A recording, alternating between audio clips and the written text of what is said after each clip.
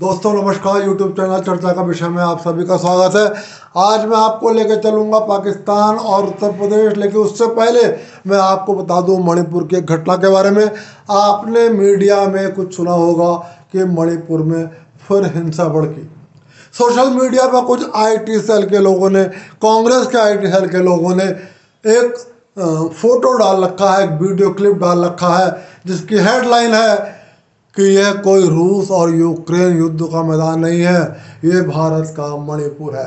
कांग्रेस के IT cell के लोगों, पहले मैं आपको एक खुशखबरी सुना दूं कि अभी तक जो आपको 20,000 रुपये महीना तनख्वाह मिलती थी, रिपोर्ट यह है कि अब आपको 25,000 रुपये महीना मिलेंगे। इसलिए आप इसी तरीके से झूठ और अफवाह फैलाने में लगे रहना। राहुल गांधी ने फिलहाल खटाखट स्कीम वालों को पैसे दिए हो या ना दिए हो, लेकिन आप आईटी सेल में काम करने वाले लोगों की तनख्वाह फिलहाल बढ़ा दी है। दोस्तों मैं आपको मणिपुर की घटना के बारे में बता दूं कि यह कोई हिंसा नहीं थी। मणिपुर के जरीवाम इलाके में कुकी समुदाय है, जो ईसाई समुदाय है, उसके एक आतंकी गुट ने सुबह ही सुबह जिरीबाम में प्रवेश किया और शहर के बाहर ही एक मकान में अकेले रह रहे एक मैतेई बुजुर्ग की गोली मारकर हत्या कर दी। जैसे ही गोली की आवाज़ आई, आग की तरह खबर फैली, लोगों ने उस आतंकी गुट को घेर लिया। दोनों ओर से गोलियां चली, जिसमें 4 कुकी उग्रवादी मारे गए और कोई विशेष हिंसा नहीं हुई। बाकी कुकी उग्रवादी भाग गए और चूंकि वो मारे गए कुकी उग्रवादी थे, ये वो कुकी उग्रवादी थे जो भारत के संविधान में विश्वास नहीं करते, जो भारत को एक राष्ट्र का अपना राष्ट्र नहीं मानते, जो भारत के झंडे में विश्वास नहीं करते। इसलिए कांग्रेस के लोगों को, कांग्रेस के आईटी सेल में तनख्वाह पाने वाले लोगों को ये व्यापक हिंसा लग रही है और वो एक छोटी सी हिंसा उन्हें रूस और यूक्रेन का युद्ध जैसा मैदान दिखाई दे रहा है। दोस्तों अब मैं आपको ले चलता हूँ उत्तर प्रदेश। पहले प्रियंका वाड्रा ने कहा बुलडोजर नीति पर प्रतिबंध लगाओ, उसके बाद कांग्रेस समर्थक वकीलों का एक गुट सुप्रीम कोर्ट में याचिका दायर करता है कि उत्तर प्रदेश की बुलडोजर नीति पर प्रतिबंध लगाया जाए। फिर राहुल गांधी एक बयान देते हैं कि सभी संदिग्ध एनकाउंटरों की निष्पक्ष जांच हो और वर्दी पर लगे खून के छींटे साफ हो। आपको देखने में ये बयान योगी सरकार के खिलाफ लगता है, लेकिन इन तीनों कार्रवाइयों से समाजवादी पार्टी में बेचैनी बढ़ी है। आप जानते ही हैं समाजवादी पार्टी, उसका पूरा वजूद आज की तारीख में अपराधियों के कंधे पर टिका है। ये वो समाजवादी पार्टी है जिसकी स्थापना कभी उत्तर प्रदेश के जाने वाले समाजवादियों ने करी थी, लेकिन अब समाजवादी पार्टी की नीति है कि समाजवादी पार्टी का हाथ अपराधियों के साथ। और उसकी यह नीति मुजफ्फरनगर से लेकर प्रयागराज तक और गाजीपुर तक है और इसी अपराधियों के गिरोह के खिलाफ योगी सरकार ने कमर कस रखी है। आपने योगी सरकार के पिछले कार्यकाल में देखा होगा कि तमाम ऐसे आतंकवादी, तमाम ऐसे अपराधी, माफिया जिनके आगे कानून व्यवस्था चरमराती थी, जिनके आगे कानून व्यवस्था डरती थी, उनका एनकाउंटर किया गया और उनको मिट्टी में मिला दिया गया। दोस्तों एनकाउंटर कोई बहुत अच्छी चीज़ नहीं है और इसका मतलब, मेरे कहने का मतलब ये भी ना समझें आप कि मैं एनकाउंटर का बहुत समर्थक हूँ, लेकिन आप एनकाउंटर की मजबूरियों को समझें। कुछ अपराधी इतने बड़े हो जाते हैं कि कानून के जो तौर तरीके हैं, कानूनी प्रक्रियाएं जो हैं, वो उन अपराधियों के आगे बहुत छोटी हो जाती है और नतीजा ये होता है कि ऐसे अपराधियों का पहली बात तो मुकदमा 20-20, 30-30 साल चलता है।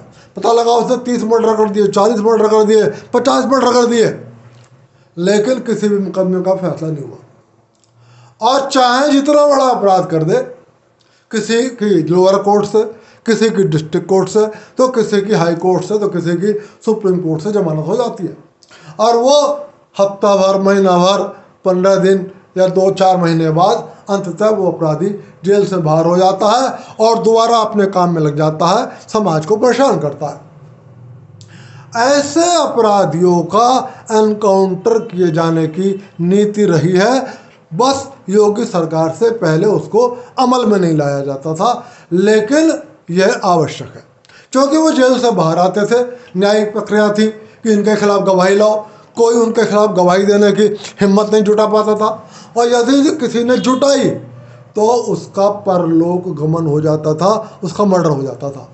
वो एक होता था कि एविडेंस लाओ कि क्या सबूत है इसने मारा, उनके खिलाफ वो अपने खिलाफ जितने एविडेंस होते थे उनको मिटा देते थे और उनको रोकने की हिम्मत न आम जनता में होती थी न आम पुलिस प्रशासन में होती थी। इसलिए ऐसे अपराधी जो कानून से भी बड़े हो जाएं, कानूनी प्रक्रिया जिनके आगे बहुत छोटी चीज़ हो जाए, उनका एनकाउंटर किया जाना समाज के हित में होता है। लेकिन दोस्तों, कल राहुल गांधी के बयान के बाद ये साफ लगा कि कांग्रेस को भी अब ये लग रहा है कि समाजवादी पार्टी की तरह तुम भी अपराध जगत के साथ खड़े हो जाओ और अपराध जगत के कंधे पर बैठकर उत्तर प्रदेश की सत्ता संभालो। और उधर समाजवादी पार्टी को लग रहा है कि कांग्रेस समाजवादी आपराधिक तत्वों के वोट बैंक में बिखराव पैदा कर देगी, और यदि ये बिखराव हुआ तो आने वाले 2027 के चुनाव में सपा और कांग्रेस दोनों को नुकसान होगा और भाजपा और बहुजन समाज पार्टी को फायदा होगा। उस परिस्थिति में कांग्रेस समाजवादी पार्टी को ब्लैकमेल करेगी कि या तो हमसे समझौता करो और वरना हम अपराध जगत के वोट बैंक में विभाजन पैदा कर देंगे। हालांकि अखिलेश यादव लोकसभा चुनाव में खुद ही कांग्रेस को उसकी हैसियत से ज़्यादा सीटें देकर अपने हाथ कटा चुके हैं। मैं सिर्फ ये कहूँगा एनकाउंटर्स पर कि जिनको एनकाउंटर पर ऐतराज़ है वो उन एनकाउंटरों के बारे में बताएं जो एनकाउंटर किसी निर्दोष व्यक्ति का किया गया हो, जो एनकाउंटर किसी ऐसे व्यक्ति का किया गया हो जिसकी बड़ी क्राइम हिस्ट्री ना हो, छोटा मोटा जेब कतरा रहा हो या ये रहा हो। सभी एनकाउंटर उन लोगों के हुए हैं जो इनामी बदमाश हैं, पुलिस की पकड़ से नहीं आते। इसलिए ऐसे एनकाउंटरों पर आवाज़ ना उठाएं। आपको यदि उत्तर प्रदेश सरकार की नीति पर ऐतराज़ है तो आप उन एनकाउंटरों को सामने लाइए जिसमें किसी निर्दोष व्यक्ति को मारा गया हो या किसी एक ऐसे व्यक्ति, मान लो किसी ने एक आध बार अपराध कर दिया है छोटा मोटा, उसका एनकाउंटर कर दिया गया हो, उसको सामने लाएं और उसमें जो भी शामिल हो, यदि उस पर सरकार कार्रवाई ना करे तो निश्चित रूप से सरकार के खिलाफ आवाज़ उठाने का आप सबको अधिकार है। यदि आप ऐसा नहीं करते हैं तो आप अपराध जगत के साथ हैं। फिलहाल समाजवादी पार्टी देखते हैं अपनी चिंता से कैसे निकलती है। अब मैं ले चल रहा हूँ आपको पाकिस्तान की ओर। आज से 50 साल और 2 दिन पहले 7 सितंबर 1974 को के दिन पाकिस्तान में मुसलमानों के एक गुट अहमदिया समुदाय को गैर मुसलमान घोषित कर दिया गया। यह द्वंद्व 80-90 सालों से दुनिया में चल रहा है कि अहमदिया मुसलमान होते हैं या नहीं होते, लेकिन दुनिया के अनेक देशों में और मुस्लिम देशों में भी अहमदियाओं को आम जीवन जीने की अनुमति है कि आप अपने हिसाब से नमाज पढ़िए, आप अपने हिसाब से जो भी कुछ करना चाहते हैं करिए, लेकिन हम आपको मुसलमान नहीं मानते क्योंकि आपकी सोच में हमारी सोच में थोड़ा फ़र्क है। लेकिन पाकिस्तान में जब जुल्फ़िकार भुट्टो प्रधानमंत्री थे, उन्होंने ये कह दिया कि अहमदियाओं को मुसलमान माना ही नहीं जाएगा। उसके बाद अहमदिया मुसलमानों पर जुल्म उठाए जाने शुरू हो गए, उनको प्रताड़ित किया जाना शुरू हो गया, और ये अपने चरम पर जब पहुंच गया जब पाकिस्तान के प्रधानमंत्री तानाशाह बने जिया उल हक। ये वही जिया उल हक हैं जिन्होंने पाकिस्तान के अंदर इल्म को, शिक्षा को समाप्त कर दिया और पूरे पाकिस्तान की एक पूरी पीढ़ी को जिहाद की ओर रौंद दिया, जिहाद की तरफ लेकर चले गए।